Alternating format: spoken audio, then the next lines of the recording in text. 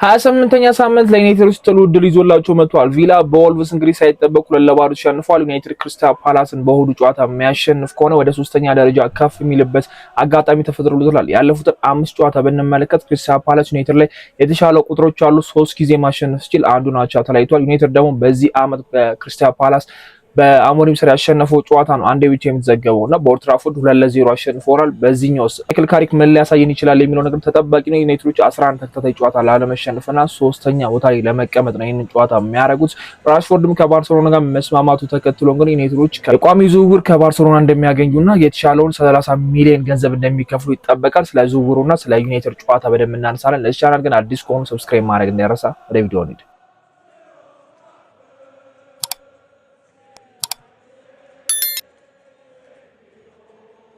28ኛ ሳምንት የመጀመሪያው ጨዋታ እንግዲህ ምሽት 5 ሰዓት ላይ በቪላና በወልቭስ ተካሂዶ ነበረ። ወልቭስ ብዙዎች ያልገመቱት ጨዋታ ነው ያካሄደው ብዬ አስባለሁ። 20ኛ ላይ ያለ ቲም እንግዲህ 3ኛው ላይ ያለውን የፕሪሚየር ሊግ ቡድን እንግዲህ ማሸነፍ ችሏል። 2-0 ነው ጨዋታው ያለቀው። የመጨረሻ ሰዓት ሁለተኛዋ ላይ ተቆጠረች። ቪላዎች ጎል ለማስቆጠር በጣም እየገሰገሱ ነበር። አቻ መሆን የነበረችው እድል ነበር። ያንን እድል ኦናና አብክኖታል። ብዙም ሳይጠበቅ ነው ይሄ ጨዋታ እንግዲህ 2-0 ያለቀው። ግን ደግሞ ቁጥሮችን ስንመለከት ወልቭስ በቪላ ላይ በሜዳው ጥሩ የሚባል ሪከርድ ነበረው። ግን የዚህ አመት ወልቭስ ጥሩ እንዳልሆነ እናውቃለን። የመጨረሻዎቹ ወልቭስ ግን በጣም አሪፍ ነው። በኦልድ ትራፎርድ ዩናይትድ ነጥብ ማስቻል ቻለ።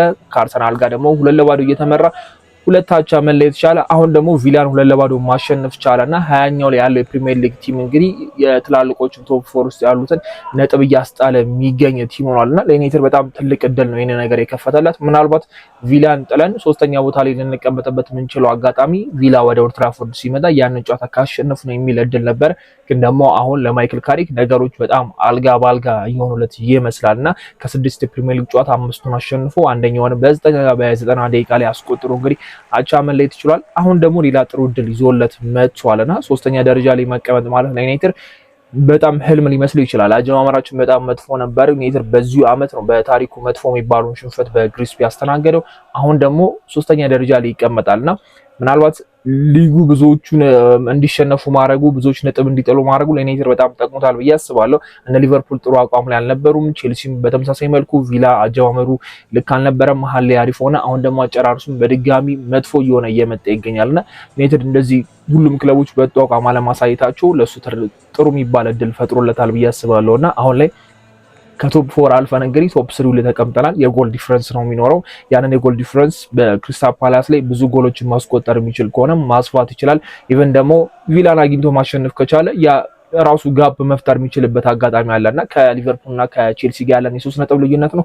ከቪላ ጋር ግን ምንም የነጥብ ልዩነት አይኖረንም። የጎል ልዩነት ብቻ ነው ከቪላ ጋር ሊኖር የሚችለውና በኦልድ ትራፎርድ አግኝቶት ያን ከሱ ነጥብ መውሰድ ትልቅ መረጋጋትን ይፈጥራል ብዬ አስባለሁና ክሪስታል ፓላስን ምንንቁ አይነት ቡድን አይደለም። ባለፈው ስናሸንፈው በሜዳው ያልተሸነፈ ቲም ነበር ለረጅም ታይም፣ ግን ያን ሪከርድን የሰበርንበት። አሁን ስንመለስ ግን ዩናይትድ ባለፈው አመት በኦልድ ትራፎርድ ተሸንፏል፣ በክሪስታል ፓላስ ሜዳም ተሸንፏልና የባለፈው አመት የ2024-25 ሪከርዱ መጥፎ ነበር። ክሪስታል ፓላስ በጣም የተሻለ ቲም ነበር በእኛ ላይ። አሁን ግን ስንመለስ ዩናይትድ አጀማመዱ አሪፍ ነው። በዚህኛውም ክሪስታል ፓላስን ያሸንፋል ተብሎ ይጠበቃልና እንደቀላል የምንመለከተው ጨዋታ የለም። ፕሪሚየር ሊግ ነው እንዳየነው። 20ኛ ላይ ያለ ቲም እንግዲህ 3ኛ ላይ ያለውን ቲም ማሸነፍ ይችላል። 20ኛው ላይ ያለው ቲም እንግዲህ አንደኛ ላይ ያለው ለዋንጫ የሚገመተውን አርሰናል እንግዲህ ከ2-0 ነጥብ ማስጣል እንደሚችል ተመልክተናልና ቀላል የሚባል ጌም እንደሌለ በጣም ግልጽ ነው። የማይክል ካሪክ ቲም አሁን ላይ ጥሩ ኮንፊደንስ ያላቸው ጥሩ የሚባል ሞመንት ላይ ናሉት። አሁን ደግሞ እንደዛ የተደሉ ሲመጣላቸው መጠቀም ያለባቸው ይመስለኛልና ብዙዎችን እያከራከረ ያለው ነገር አሁን ላይ የቋሚ አስተላለፉ እንደሆነ እናውቃለን። ቤንጃሚን ሲስኮ መጀመር አለበት ወይስ መጀመር የለበትም የሚለው ነገር በሁለት የተከፈለ ነገር ነው። ማይክል ካሪክም ውስጡ ጥያቄ የሚፈጥርበት ነገር ነው። ውሳኔ ለመወሰን ያስብበታል ብዬ አስባለሁ። ጥሩ የሚባል ግስጋሴ ላይ ያለው ሴስኮ ዝም ብሎ ተቀይሮ ገብቶ ዩናይትድ እየመራ አይደለም ጎሎች ሲያስቆጥር የነበረው። ዩናይትድ የሚያስፈልጋቸውን ጎሎች ነበር ሲያስቆጥር የነበረው። የ3 ነጥብ የሚያገኝበት ከወልቭስ ጋር፣ ከፉላም ጋር፣ ከዌስትሃም ጋር 1 ነጥብ የሚያገኝበት፣ በድጋሚ ደግሞ ከኤቨርተን ጋር 3 ነጥብ ሊያስገኝ የሚችል እነዚህ 3 ጨዋታዎች በቤንጃሚን ሴስኮ ነው ዩናይትድ እና ማይክል ካሪክ የተጓዙት ብንል ምንም የሚካር ነገር አይደለምና ይሄንን ቁጥር ያስቀጠለለት እነዚህ ነጥቦች የሰበሰበለትን ተጫዋች ቤንች ላይ ማስቀመጥ ሊከብድ ይችላል። ብዙዎች የነ አማድ ጥምረት አሪፍ የሆነ ይመስላችኋል፣ ግን ደግሞ አማድ ያለው እንቅስቃሴ በዚህ አመትም አሪፍ አይደለም። አሁንም ደግሞ በማይክል ካሪክ ስር ጥሩ የሚባል ቁጥሮች የሌለው ተጫዋች እንደሆነ እናውቃለን። እነ ኩኛ የጎል ተሳትፎ አላቸው፣ እነ ምቦሞ የጎል ተሳትፎ አላቸው። አማድ የለውም እስካሁን ድረስ። እነ ቤንጃሚን ሲስኮ ተቀይረው እንኳን እየገቡ ጥሩ የሚባል የጎል ተሳትፎ ያላቸው ተጫዋች ሆነዋልና ምናልባት አማድን በቤንች ልንመለከትበት የምንችልበት አጋጣሚ አለ። ኩኛን ቤንች ይሆናል ብዬ ማልጠብቀው ነው። ብራይን ቤሞ ነው ጥሩ የሚባል ቁጥር ያለው ነው። በግራው በኩል እንኳን ሲሄድ ለቤንጃሚን ሴስኮ እሱ ነው ሁለቱን ኳሶች አሲስት ማድረግ የቻለው የዌስትሃም ጨዋታ ላይ፣ በድጋሚ ደግሞ የኤቨርተን ጨዋታ ላይና ምናልባት ከሴስኮ ጋር ጥሩ የሚባል ግንኙነት ሊኖራቸውና ጥሩ የሚባሉ ኳሶች ለሁለት ሊያገኙ የሚችሉበት አጋጣሚ ይፈጠራሉ ብዬ አስባለሁና የክሪስታል ፓላሱን ጨዋታ ዩናይትድ ከ3 ነጥብ አልፏል። እንግዲህ አሁን ይሄ 3 ነጥብ ብቻ ሳይሆን የደረጃ ማሻሻልም ፖይንት ነው ይዞ የሚመጣውና ማይክል ካሪክ አሞሪም ሲሳሳተች የነበራቸው ነገሮች ውጤት አይቶ መምጣት ብዙ ጊዜ ስንል የነበረው ነገር ነው። ተመሳሳይ የአምስት ሰዓት ጨዋታዎች ብዙ ጊዜ ነጥብ ስንጥልባቸው የነበራቸው ምክንያት ውጤት አይቶ መምጣቱ ይመስለኛልና ያንን ፕሬሸር ማጥፋት አለባቸው ብዬ አስባለሁ። አሁን ላይ ጥሩ ሞመንት ላይ ናቸው። ሌላ ትልቅ እድል ተፈጥሮላቸዋል። በፕሪሚየር ሊጉ 3ኛ ደረጃ ላይ መቀመጥ ቀላል እንዳልሆነ እናውቃለን። ከሻምፒዮንስ ሊጉ ቦታ ዋነኛ የሚፈልጉት ቦታ ነው። ትናንትና በደንብ እያወራው ነበረ። ተጫዋቾቹም እቅዳቸው ወደ ሻምፒዮንስ ሊጉ መመለስ ነው፣ ሻምፒዮንስ ሊግ መሳተፍ ነው። ያንን ደግሞ ለማድረግ ይሄኛው በጣም ትልቅ እድል ነውና ኦልድ ትራፎርድ እንደመሆኑ መጠን ደግሞ በሜዳችን የምናደርገው ጨዋታ ነው። የደጋፊ ሰፖርት አለ። ስለዚህ እንደ 12ኛ ተጫዋች ነው የሚቆጠሩት። ያንን እድል ማይክል ካሪክ ይጠቀማል ተብሎ ይጠበቃልና ይሄንን ጨዋታ ማሸነፍ በጣም ግዴታ ውስጥ የገባበት ሞመንት ይመስለኛል። ክሪስታል ፓላስ ላለፉት ጨዋታ አምስቱም ስንመለከት ኦልሞስት አሪፍ የሚባል አቋም ላይ መሰብ 2 አሸንፎ 2 ተሸንፎ ከዛ አቻ ነው መለየት የቻለውና ወጥ አቋም ባይሆንም ግን ነጥቦችንም እየሰበሰበ የመጣ ቲም ነው። ከ15 ፖይንቶች እንግዲህ 7ቱን ማሳካት ችሏልና ቀላል አይደለም። ይሄንን ቁጥር ስንመለከት ዩናይትድ ላይ ያለውን የባለፈው ዓመት የበላይነት ዩናይትድ ቀልብሶት በዚህኛው ዩናይትድ የበላይ መሆን አለበት ብዬ አስባለሁ። በኦልድ ትራፎርድ ሌላኛ ድል የምናስመዘግብበት ተከታታይ ሁለተኛ ጌም 11 ጌሞችን ያለመሸነፍ ጉዞ እነዚህ ተደማምረው እንግዲህ ዩናይትድ ውድ የሚያደርገው ጨዋታ ተጠባቂ ነው የሚሆነው። በትሬዲንጉ ላይ እንግዲህ ቺዶም ታይቶ ነበረ። ቺዶ ሩበን አሞሪም እንግዲህ ወደ ታችኛው የመለሱት ተጫዋች ነበር። ወደ ከ21 ዓመት በታች መልሰውት ነበር። ዋናው ቡድን ላይ ተቀላቅሎ እንግዲህ ከራስመስ ጋር ሲፎካከር አይተነው ነበር። ራስመስ ካስመዘገባቸው ቁጥሮች እሱ በአንድ ጨዋታዎች ያስመዘገበ ተስፈኛ አጥቂ ነው ሲባል ነበር ከአርሰናል እንደመጣና ግን ደግሞ ዩናይትዶች በ80 ሚሊዮን ትልቅ አጥቂ ሲስኮን አስፈረሙ። ስለዚህ ይሄን ያህል ብዙ አልጠበቅንበትም። ገናም ስለነበረ ልጁ ወርታች እንዲወርድ አደረገው። ዝርክዚም ስላለ ቦታ እንደማያገኝ በጣም ግልጽ ነው።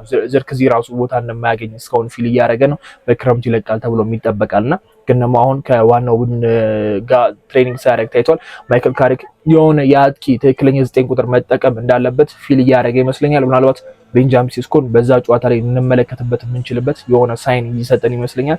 ቺዶ አሁንም ቢሆን ከ21 ዓመት በታች ላይ በጣም አሪፉ ተጫዋች እየሆነ ይገኛልና ምናልባት ለዝርክዚ ተተኪ አጥቂ ላይ አስገዛን ይችላል። በዚሁ የሚገሰግስ ከሆነ የሊግ ጨዋታዎችን አድርጓል። ፊዚካሊ ትንሽ አሪፍ መሆን ያለበት ቁመቱ ምናምን ስንመለከተው ኦልሞስት ከሴስኮ ጋር ተቀራራቢ አይነት ቁመት ነው ያላቸው። ፊዚካሊ ማስተካከል የሚችል ከሆነ ፕሪሚየር ሊጉ ላይ ፊት ማድረግ ይችላል ብዬ አስባለሁና ቺዶን ምናልባት በቤንች ላይ ልንመለከትበት የምንችልበት አጋጣሚ ሊኖር ይችላል ብዬ አስባለሁ። ትሬዲንግ ከዋናው ቡድን ጋር አድርጓልና ዩናይትድ ይህንን ጨዋታ ማሸነፍ በጣም ግዴታው ነው ብዬ አስባለሁና ስለ ማርከስ ራሽፎርድ እናውራ። ራሽፎርድ እንግዲህ ማይክል ካሪክ ምንም እንኳን ዋና አሰልጣኝነቱን ቦታ ቢይዝ ሊቀጥል ይችላል፣ እኔ ወደ ዩናይትድ መልሰዋለሁ የሚል ሀሳብ ቢሰጥ ራሽፎርድ ያንን መቀበል እንደማይፈልግ እንግዲህ ተናግሮ ነበረ።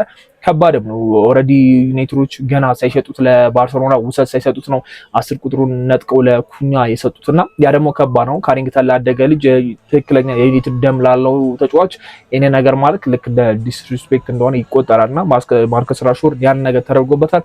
ሩበን አሞሪም እሱን ትሪት ያደረጉበት መንገድ ልክ አይደለም። ቢያንስ ከነ ጋርናቾ ጋር የገቡበት ሰጣ ገባ በጣም ግልጽ ነበር አለ አይደል? የሆነ ኦኬ ጋርናቾ ላይ እንደዚህ ቢሆን አይገርምም እንላለን።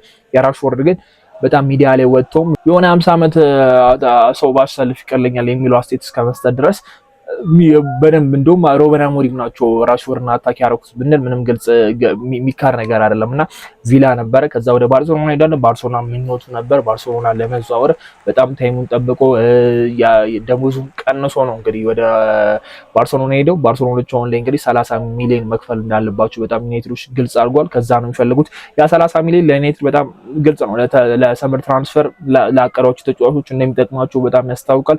ምናልባት ከሌሎች የተጫዋቾች ሽያጮች የሚያገኙት ገንዘብ አለ። ግን የራሽፎርድ ገንዘብ በጣም ልዩነት እንደሚያመጣ በጣም ግልጽ ነው። እንደ አንድሬ ኦናና አሉ ምናልባት እንደተባለው እንደ ፍላጎቱ መጥቶ ለቦታ ይታገላል ብሎ ድርቅ ካላለ በስተቀር ኔትሮች ይሸጧል ተብሎ ይጠበቃል። እነዚህ ገንዘቦች ተደማምረው እንግዲህ ኔትሮች እነ ኤደርሰን እነ ባሊባሌ ትላልቅ ተጫዋቾች ላይ የመሀል ሜዳው ቦታ ላይ እሱ ላይ ገንዘብ ያወጡበታል ተብሎ ይጠበቃልና የራሽፎርድና የባርሴሎና ነገር ያበቃለት ጉዳይ ይመስላል። ተጫዋቹ በግል ጉዳይ ተስማምቷል። አሁን ክፍያው ላይ ብቻ ከዩናይትድ ጋር ያለው ነገር ነው የሚጨርሱ ተብሎ ይጠበቃልና ራሽፎርድ ዝውውር ካለቀ ለዩናይትዶች በጣም አሪፍ ነው።